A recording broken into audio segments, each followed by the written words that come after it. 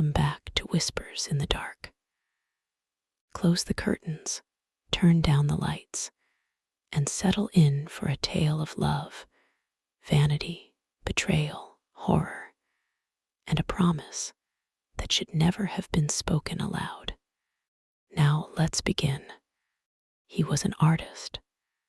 Such things as happen to him happen sometimes to artists. He was a German. Such things as happen to him happen sometimes to Germans. He was young, handsome, eloquent, gifted, feverish in imagination, proud in intellect, and fatally weak in heart. Those who met him for the first time were always struck by the same impression. He seemed made of bright materials. There was a quick fire in his eyes, a grace in his speech, and a fascinating carelessness in his manner, as if life existed for him not as duty, but as sensation. He could speak like a poet, laugh like a libertine, and brood like a philosopher. It was impossible to deny the charm of him. It was equally impossible to trust him. He had been left an orphan while still a child, and was raised beneath the roof of his dead father's brother, Uncle Wilhelm, a grave and ambitious man who loved order, status, and prosperity better than tenderness. In Uncle Wilhelm's household, there was one creature gentler than the rest, and she had grown beside the young artist like a white lily beside a sword. This was his cousin Gertrude. There are women whose beauty strikes the eye like lightning, and there are women whose beauty enters slowly and remains forever. Gertrude was of the latter kind. She was not dazzling in the crude fashion of a ballroom queen. She was pale rather than rosy, slender rather than lush, serious rather than animated. Yet every line of her face had a purity that gave it power. Her eyes were a deep and tranquil blue that seemed always to hold some reflection of a brighter world than this one. Her voice was low and sweet, but there was something in it that could steady the wildest mood. Her hands were narrow and delicate. Her hair, when loosened, fell like soft wheat in the sun. And there was in all her beauty something sorrowful, as if she had been born with the shadow of grief already waiting beside her. They had grown together as children do, among familiar rooms, old gardens, and long twilight walks. At 19, when he returned from his apprenticeship to a great painter at Antwerp, flushed with ideas, confidence, and the intoxicating sense of youth, he looked upon Gertrude with new eyes. The quiet cousin of his childhood seemed transfigured. In the soft evenings beyond Brunswick, where the fields opened under red sunsets and the river moved under silver moons, he began to speak words that young women never forget. He swore that he loved her, and for a time, perhaps he did. Those who have never lived under a constant roof with the object of their first devotion can scarcely understand the sweet fatality of such love. It crept into the pauses of their days. It settled in every glance. It glowed in the silence between one step and the next upon the riverside path. They walked together where pollard willows bent over black water. They stood on old bridges and watched the evening burn itself out above Brunswick. Sometimes the dying sun was before them and the rising moon behind. Sometimes the whole world seemed divided into gold and pearl, they in the very center of it, believing themselves chosen by heaven. He spoke then of destiny, of souls made for one another, of art, eternity, death, and reunion beyond the grave. He loved great words because they made his own heart sound deeper in his ears. They kept their love secret from Uncle Wilhelm, for the old man had hopes for his daughter that reached into wealthy houses and useful alliances. A penniless nephew, however brilliant, was not the husband of his ambition. So the lovers hid their joy as children might hide a candle under a cloak, nursing its flame in secret places. And one evening, when the last light reddened the clouds like smoldering embers, and the first pale moon hung above the trees, he took from his pocket a ring that had belonged to his dead mother. It was a massive golden serpent, its tail clasped in its mouth, the emblem of eternity. He placed it on Gertrude's finger and told her he would know it among 1,000 by the touch alone. He said that if he went blind, if all form and color left the world, he would still recognize that ring and the hand that wore it. They swore then to be true forever, through poverty, trouble, danger, sorrow, and change. He told her death itself could not divide them. If he died first, he would come back from the grave to be near her. If she died first, then if she truly loved him, the cold earth would not hold her from him. Those fair arms, he said, would one day clasp his neck again. The worms had fed upon them, and church bells tolled above her coffin. Many a horror begins with something spoken in jest or passion. The soul seems at such times to lean too close to forbidden doors. Gertrude shivered when he said it. She told him softly that those who died at peace with God did not come back. The blessed dead, she said, were beyond the grief and storm of earth. Only the suicide, the lost and despairing soul shut out from paradise, wandered restlessly among the living. He smiled at her seriousness. He was one of those young men who scoff at faith while secretly delighting in everything mystical. He was pleased by the eerie solemnity of her answer. It gave their vow a darker color. It made the moment dramatic. He pressed her hands and kissed her brow and thought it beautiful that she trembled. Then came separation, which tests every fine sentiment and leaves only what is strongest. He was sent to Florence on commission for a rich patron to copy the works of Raphael, Titian, and Guido in a famous gallery. He went eagerly, speaking of glory, fame, and the necessity of absence before a richer union. Gertrude let him go, because women who love deeply often mistake endurance for hope. At first, his letters came frequently. They were vivid, ardent, full of skis, cathedrals, saints, noble lines, divine color, and assurances of constancy. Then they grew less frequent. Their tenderness thinned, their excuses multiplied. At last they ceased.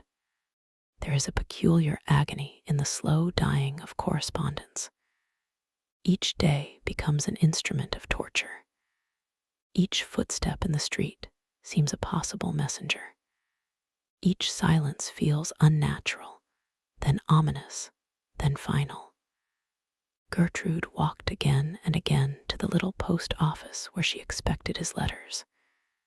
Each time she came away with empty hands, yet yet she defended him to herself. He is ill. He is overworked. He has changed lodgings. He writes, and the letters are lost. He means to surprise me. He will come in person. Hope in such hearts does not die all at once. It bleeds to death. Meanwhile, Uncle Wilhelm became more urgent. A rich suitor had appeared, one well approved by fortune and station. He pressed Gertrude mercilessly. She pleaded. She wept. She delayed. But fathers of his kind have a hard patience that ends only in command. The wedding day was fixed. The 15th of June. That date burned itself into her mind until it seemed written everywhere. She saw it in the grain of wood, in the dark veins of stone, in candle smoke, in the trembling ripples of the river, beneath the bridge, where she and her cousin had once stood together. The 15th of June. It rang through her skull like iron striking iron. There was still time in the middle of May. Time for a letter to reach Florence. Time for him to come. Time for him to claim her and carry her away. She wrote then the letter of her life, the kind that leaves a soul stripped bare. There were tears on it. There was supplication. There was terror. There was the last shred of a proud woman's heart thrown to the feet of a faithless man. She begged him to come. She told him what her father intended. She told him she was desperate. She told him that if he loved her, he must save her.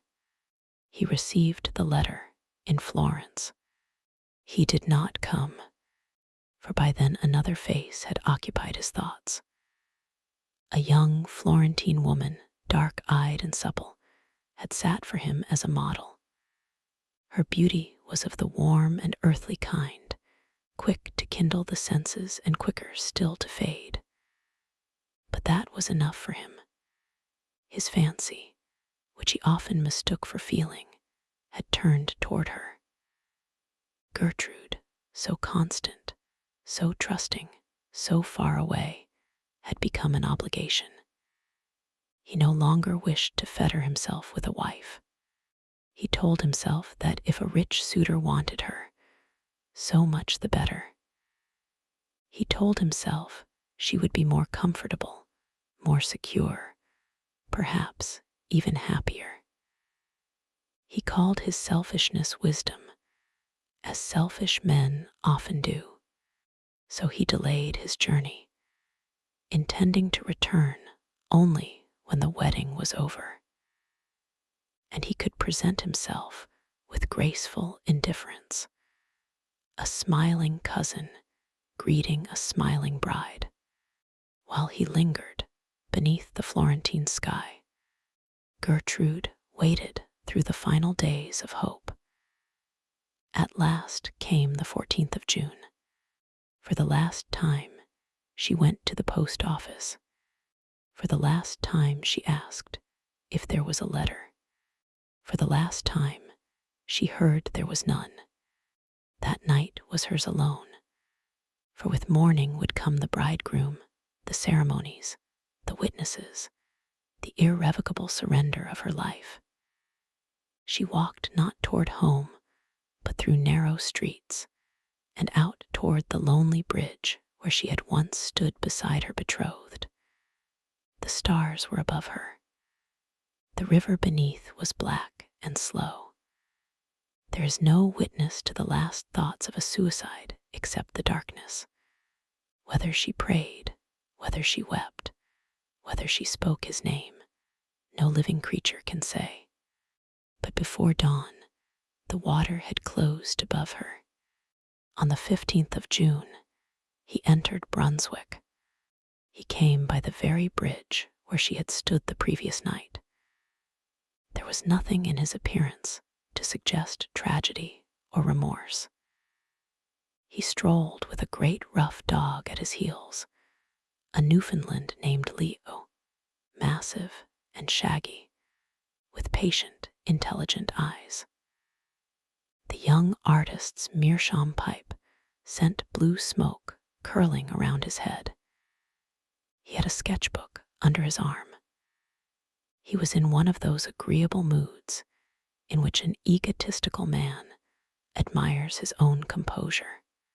He stopped to sketch weeds, pebbles, a low crag across the water, and a row of willows. He sang snatches of a drinking song. He emptied and refilled his pipe. The morning air was cool and sweet. He had contrived to think himself almost generous in returning at all. Then he saw two fishermen with something laid upon the bank. A rough canvas sail covered it. The shape beneath was unmistakably human. He approached with the lazy curiosity of the idle stroller and asked whether they had found a corpse. They told him yes, a drowned girl, washed ashore not an hour before. She was young, they said, and handsome. One of the men pulled back the canvas. He saw the face. There are some recognitions that do not move through the mind by degrees. They strike in full. In one instant, he knew the marble pallor of those features, the rigid stillness of the lips that had once answered his, the wet hair clinging darkly to the temples, the white drowned throat, the narrow folded hands crossed upon the cold bosom. And on the third finger of the left hand, gleaming against the deathly flesh, was the golden serpent ring, his mother's ring. Gertrude.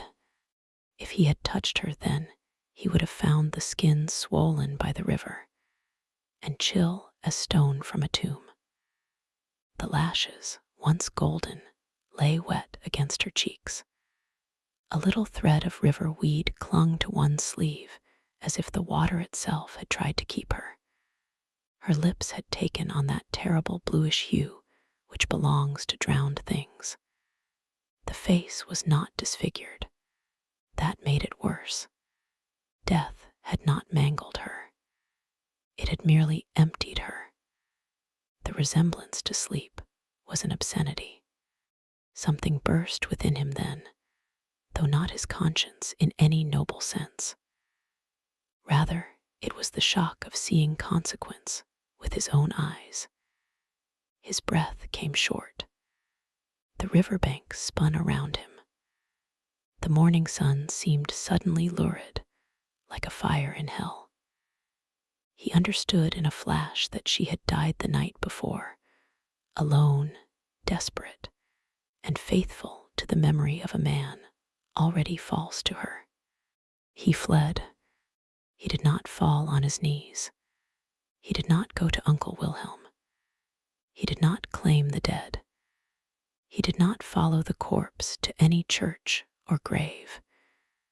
He did what cowardice always does when guilt becomes visible. He ran from the sight of it. He walked miles before he knew that he was walking. At last, he sank beside the road while Leo panted at his feet. Even there, the image pursued him. The canvas-covered bier, the drowned face, the ring on the finger. He tried to separate himself from what had happened, as though one can step aside from the results of one's own cruelty. He told himself his genius remained, his money remained, his freedom remained. Brunswick was hateful. Brunswick was unbearable. He must leave at once and forget. When the diligence bound for Aix-la-Chapelle came rumbling and jingling along the road, he leapt into it as though demons pursued him. Through the day and night he scarcely spoke. Then, with that strange reaction which sometimes follows violent shock, he became feverishly talkative. He laughed too loudly. He talked of art, Cologne, Antwerp, Quentin Matsys, Rubens. An older passenger, disturbed by the unnatural brightness in his face, told him to put his head out the window for air. He remembered the fields reeling. He remembered birdsong.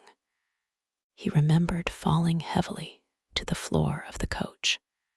A fever carried him off for 6 weeks at an inn in Aix-la-Chapelle. When he recovered and set out again with Leo, his body had returned, but not his innocence. He walked toward Cologne with the strained gaiety of a man determined not to think. He smoked. He sketched. He sang old university songs. He spoke to strangers. He called himself cured by movement, yet memory was not dead. It had only gone underground like a buried thing waiting for the right moon. He reached Cologne by night. The great cathedral rose before him, immense and solemn, all its stone bathed in moonlight.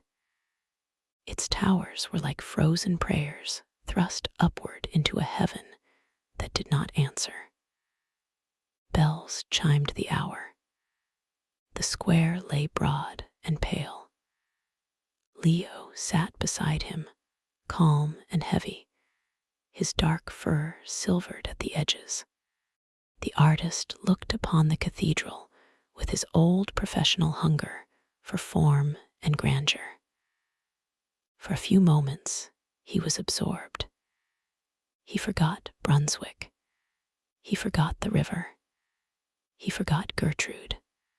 Then 2 arms, cold as winter water, and hard, as if the flesh had lain all night against gravestones, slid around his neck from behind. The hands clasped themselves upon his breast. He started and spun around. No one stood there. Moonlight flooded the flags. There were only 2 shadows, his own and Leo's. Yet the arms remained. This was not one of those airy hauntings that belong to mist and dream. This embrace was palpable. He felt the pressure of forearms against his collar. He felt the long fingers tightening. Water seemed to seep through cloth into skin.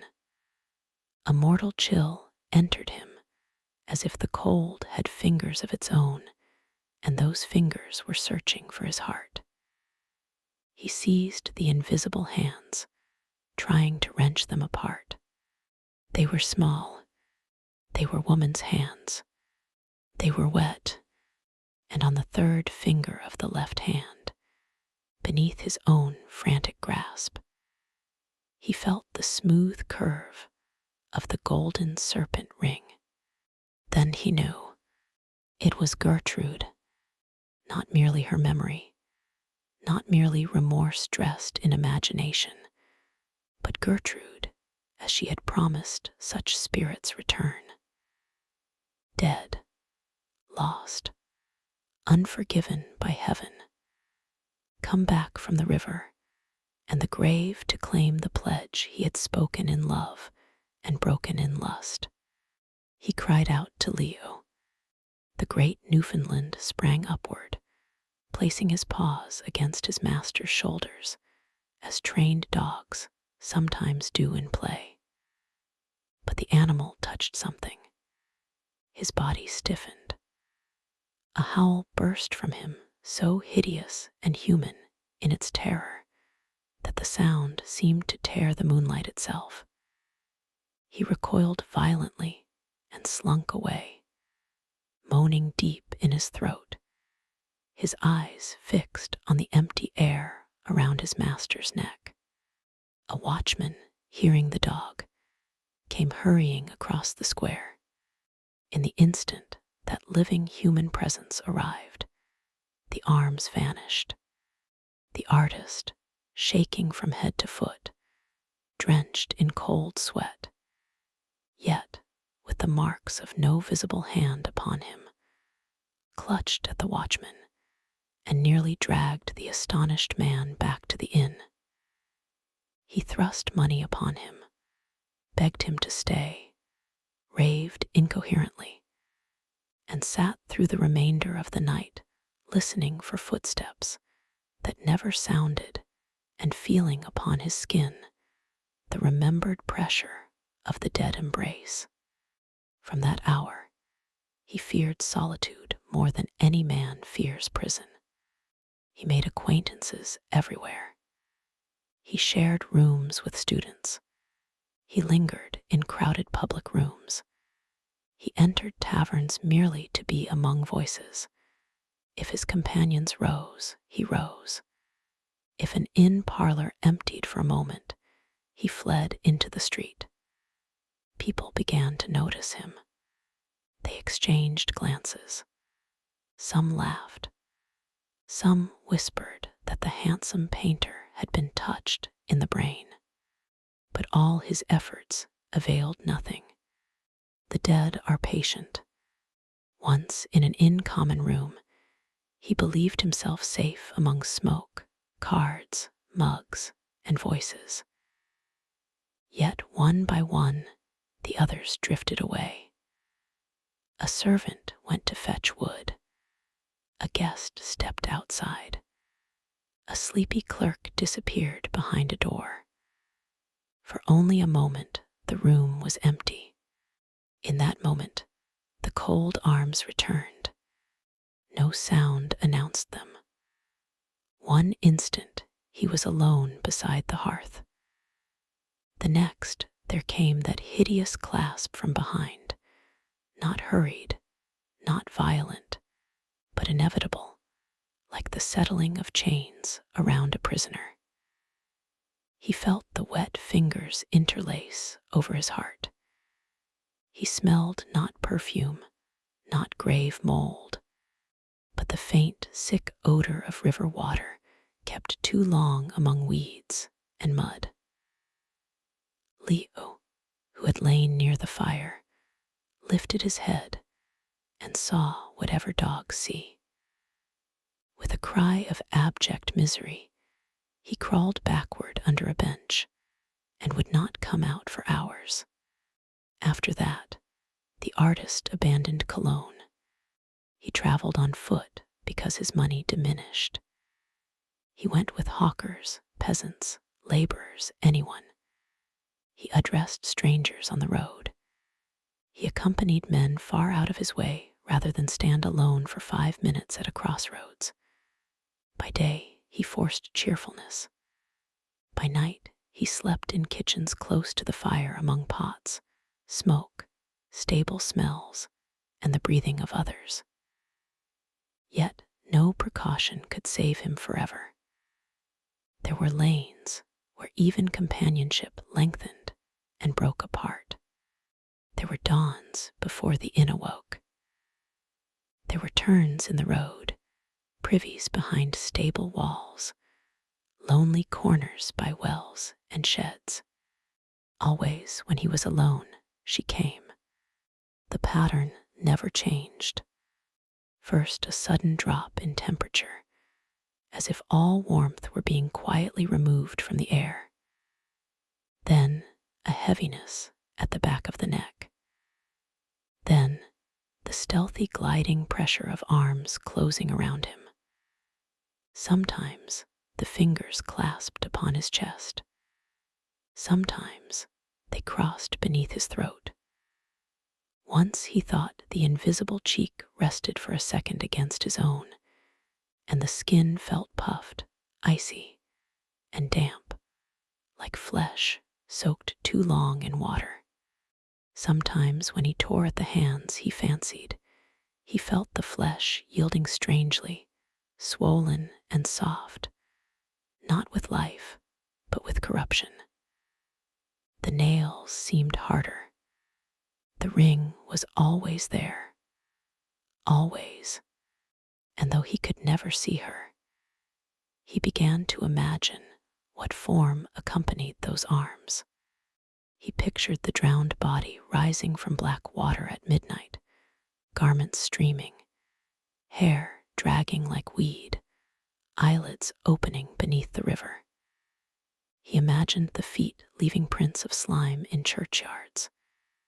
He imagined the white face bending over him in the dark, lips blue, eyes full not of love, but of patient accusation. The horror of the invisible is not that it shows nothing. It is that it forces the mind to supply everything. Autumn came, then winter, then the first raw hints of spring. Month after month, the haunting consumed him. He grew gaunt. The brightness of his face sharpened into something feverish and hunted. His lips cracked, his hands trembled, his clothes hung loose. His voice altered, becoming thick, harsh, and uncertain, for he was forever starting, gasping, half crying out. Sometimes he laughed in the middle of a sentence, because silence threatened to open around him like a pit. Sometimes he spoke to Leo as though the dog were his confessor, his jailer, and his only witness to the supernatural truth from which no physician could reason him free. Leo suffered too. The noble beast remained faithful, but dread had entered him. Whenever the embrace came, the dog shrank, whined, or fled. His fur bristled before anything touched the artist. Often he would begin to moan at an empty doorway, or stare fixedly behind his master, with whites showing round the eyes. At night, he had dreams, and cried out in his sleep like a child. There are places where animals know what humans deny. The artist's money dwindled to almost nothing. His health broke. His art abandoned him, for though he still carried paper and pencil, his hand had lost its confidence. He could not look steadily at a figure without imagining drowned rigidity. He could not draw a slender hand without seeing the serpent ring. He could not study moonlight without waiting for cold arms. Still he struggled toward Paris. Paris in carnival time became his obsession, his promised refuge, his last argument against despair. In Paris, he told himself, there would be endless movement, endless sound, endless company. There, amid millions, masks, gaslight, drums, laughter, and drunkenness, no dead woman could isolate him. There the living would be too thick around him. There he might finally outrun the thing that had followed him from the riverbank at Brunswick. So he dragged himself onward through long roads and shabby lodgings, eating little, sleeping badly, driven by sheer terror of stopping. By the time he reached the outskirts of Paris, he was scarcely the man who had once walked singing by the river with a sketchbook and pipe. His cheeks were hollow. His eyes had sunk into dark rims. His movements had become abrupt and mechanical. To glance at him was to think of a candle burned nearly to the socket. Yet when he entered Paris, he felt for a brief hour almost saved. The city roared around him like a sea of voices. Carnival possessed the streets. There was music everywhere, brazen and shrill. Lamps streamed gold into the night. Carriages rattled. Masked figures laughed from balconies and doorways. Satin flashed. Feathers trembled. Dominoes swept by like fragments of some delirious dream. The artist reeled through it in wonder and exhaustion. The multitude itself seemed a barrier against the dead. he found the opera house, where a masked ball was in progress. He had just enough money left to buy admittance and to hire a cheap domino to conceal the threadbare misery of his dress. Once inside, he surrendered himself to the crush of revelers. Here at last was no silence, no solitude, no empty road, no moonlit square. The great saloons blazed with light. Chandeliers poured fire down on painted ceilings. Mirrors caught fragments of masks and jewels and multiplied them into endless phantoms of festivity. Music shook the floor. Laughter rose in waves. The smell of wax, sweat, wine, powder, silk, and trampled flowers mingled into one intoxicating atmosphere. He plunged into it desperately, talking wildly, laughing with unnatural force, dancing beyond his strength. People noticed him, though they did not know what they saw.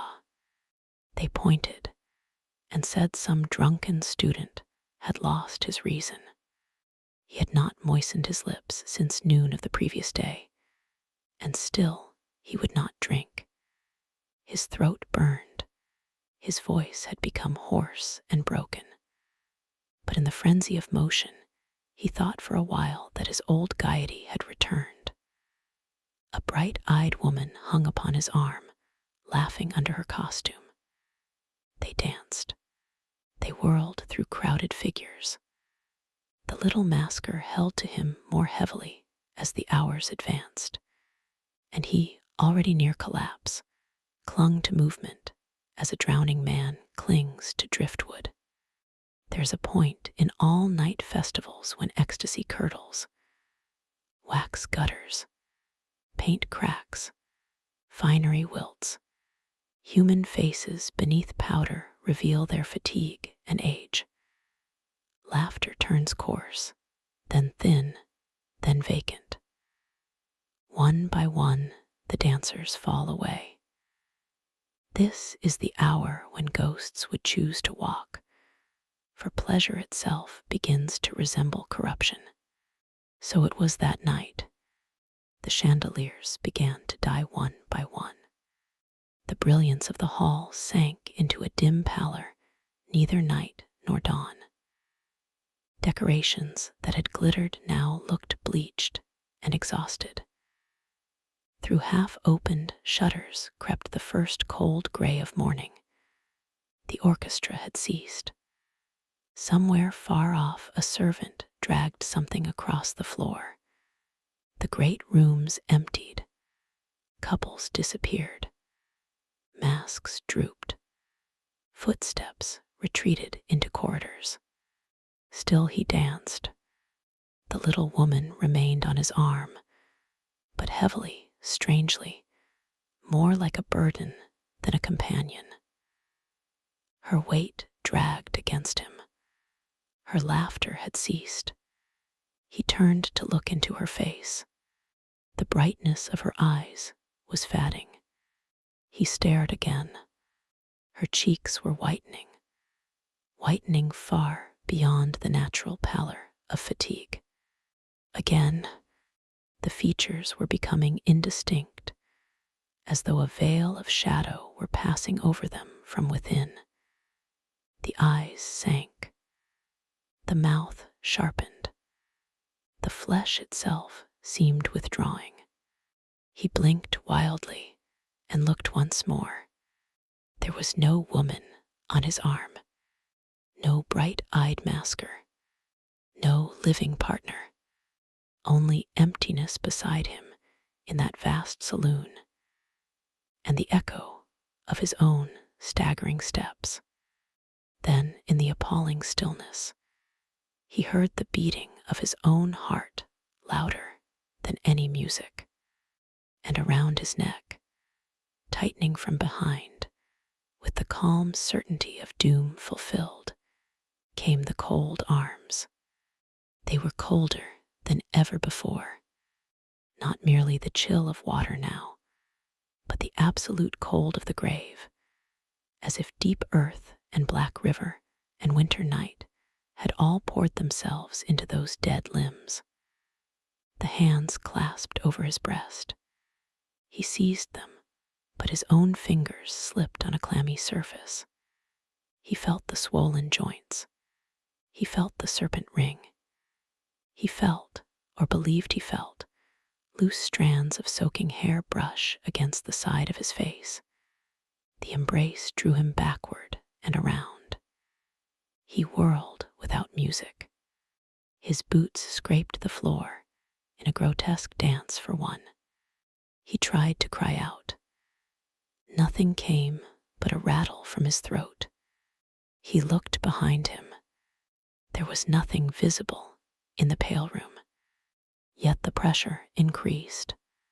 He was being danced with, spun by invisible arms in the cold morning light, like a bridegroom claimed at last by the corpse of his forsaken bride.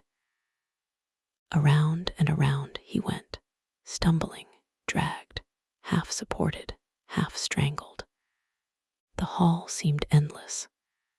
The mirrors reflected only a solitary man reeling, but he felt another form pressed to his back, to his shoulders, to his neck. Each turn squeezed the air from his chest. Blood hammered in his ears.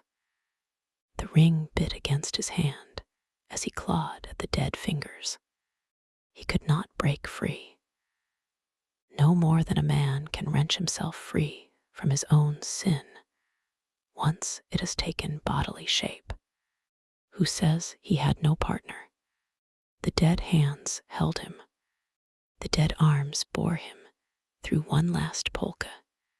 He no longer shunned the embrace then. In the extremity of terror and exhaustion, there came that dreadful surrender which sometimes visits the hunted. He could think only that if the dance stopped, he would fall. If the grasp loosened, he would collapse. If he resisted, he would die. So he turned and turned in silence, the cold breast almost against him, the dead fingers locked on his heart, until at last the remaining lights went out and darkness completed what horror had begun. Half an hour later, the gendarmes entered with a lantern to make sure the house was empty. They were followed by a great dog found seated on the steps of the theater, howling into the dawn with a grief so piercing that even hardened men crossed themselves to hear it. Near the principal entrance, they stumbled over the body of a student. He had died of want, exhaustion, and the breaking of a blood vessel. Whether his last breath came while he still felt those wet fingers at his breast, whether the invisible arms were around him when he struck the floor, whether the dead face of Gertrude bent over him as he died, no human witness remained to tell. Yet one may imagine the scene. The vast deserted hall, the dawn creeping in, the silence after revelry, the dog crying outside, and on the floor, the beautiful ruined artist at last still, with his lips parted, his eyes glassy in terror, and perhaps upon the skin of his throat. If anyone had looked closely enough, the faint pale marks where slender fingers once vowed eternal love. As for Gertrude, what shall be said of her? Was she truly damned and wandering, as in her own fearful belief, because despair drove her to self-murder?